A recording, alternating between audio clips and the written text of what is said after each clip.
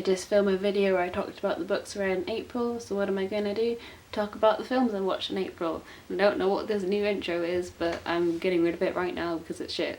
Cool. The first film I watched in April was Life in the cinema, and I've already been given stick for this because I went to see Life and I haven't seen Alien, and everyone was saying how Life is a rip-off of Alien. But anyway, I'm impartial because I haven't seen Alien, so I'm just going to talk about Life because that's the one that I have seen. I quite enjoyed it. I always thought it was good.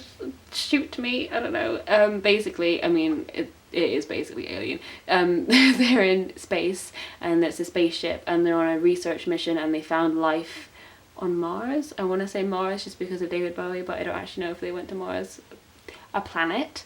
They found life on a planet and they're kind of testing it, you know, seeing what it can do, studying it, and then things go wrong, it gets out of hand, the monster alien thing turns evil, and then they're basically stuck on this ship having to kind of survive and stuff, and people die, and it was good, it was tense, and I liked it.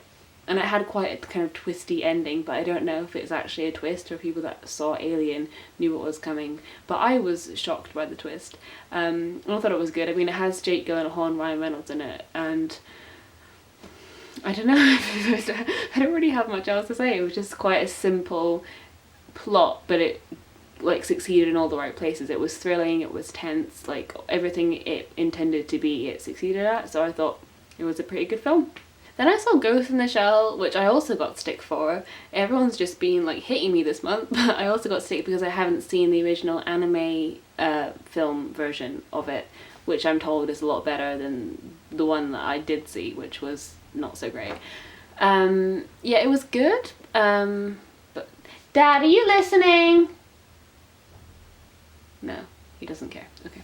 It was good, but well, problematic, but I'm not going to get into that now because I think that's been widely publicised and it's been said a lot more intelligently than I probably will say it.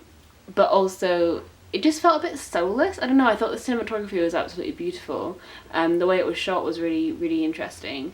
But I don't know, like, a lot of the fight sequences, like, they weren't exciting, they just kind of felt a bit, like, soulless, like, oh, okay, we're doing this now, and I know that she's meant to be a robot, but I really couldn't connect to her character because she was so kind of, like,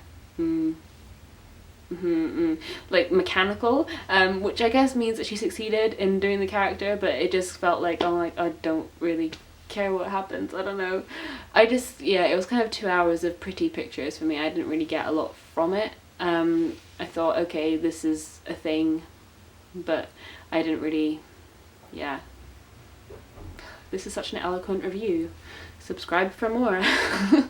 And I went to a really good documentary called I Am Not Your Negro, which was fantastic, and the writer James Baldwin, who's a very famous black writer in America around the time of the Civil Rights Movement, it takes James Baldwin's unpublished manuscript that he was writing when he died, chronicling the death of his three friends, Martin Luther King, Malcolm X and Medgar Evers, and it's incredible. So it's a mixture of found footage of James Baldwin, his kind of lectures and interviews with him, but also excerpts of the manuscript that was unpublished that are read by Samuel L. Jackson, and it's kind of laid over found footage of the time. And even more powerfully, it's layered with footage from, you know, recent riots like in Ferguson and, you know, police brutality in America, and it feels like a history lesson, but also like it's so relevant. It's like you're watching the news one minute and then a documentary the next minute, and that's kind of what's so heartbreaking about it. There are no lines between what has gone and what is now, and that's really, really upsetting, but it's really, really important, and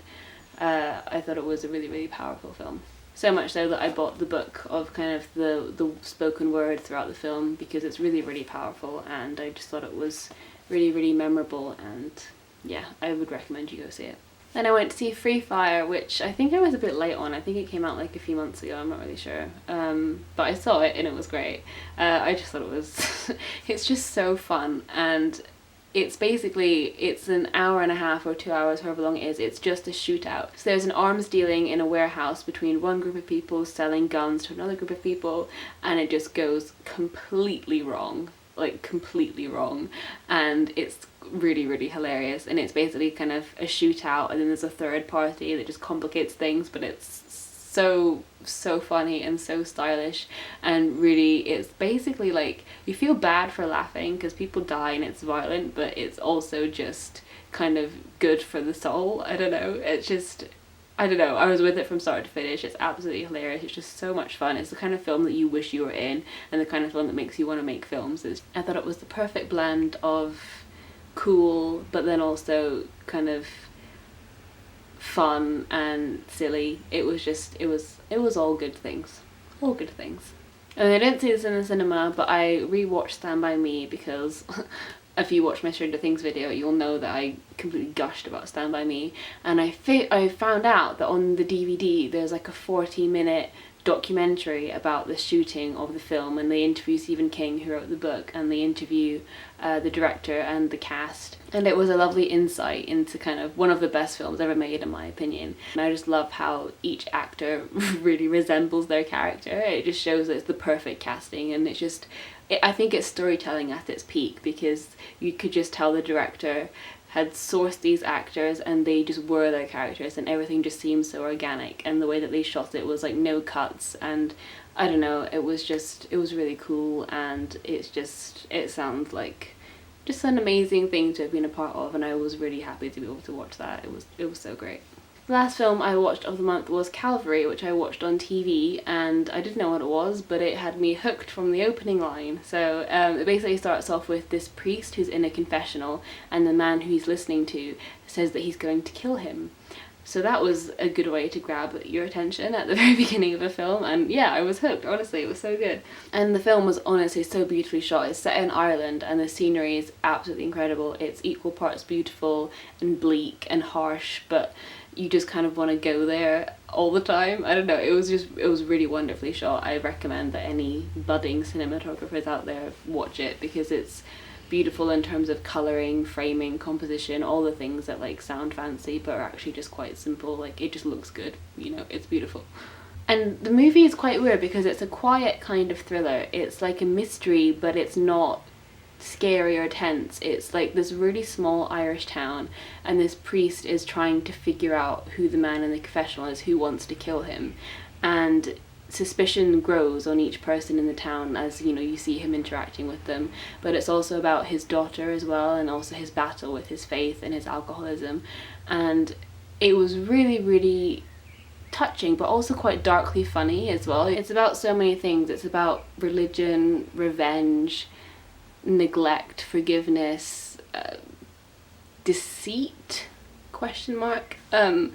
But all of these are kind of taken out of the religious context for a bit, and you really feel like you can identify with it even if you're not a Christian, which I'm not. But it was just, I don't know, it was a really, really interesting film in terms of tone. It's very dark but funny but touching, and I just thought it was a really special film, very unique, and all the performances were great, and I really recommend it.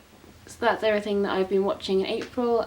Please leave comments of what you've been watching in April. Am I disappearing out of the frame? Maybe. And I will reply, because that's fun. Yeah, cool. Alright, I'll see you soon. Bye.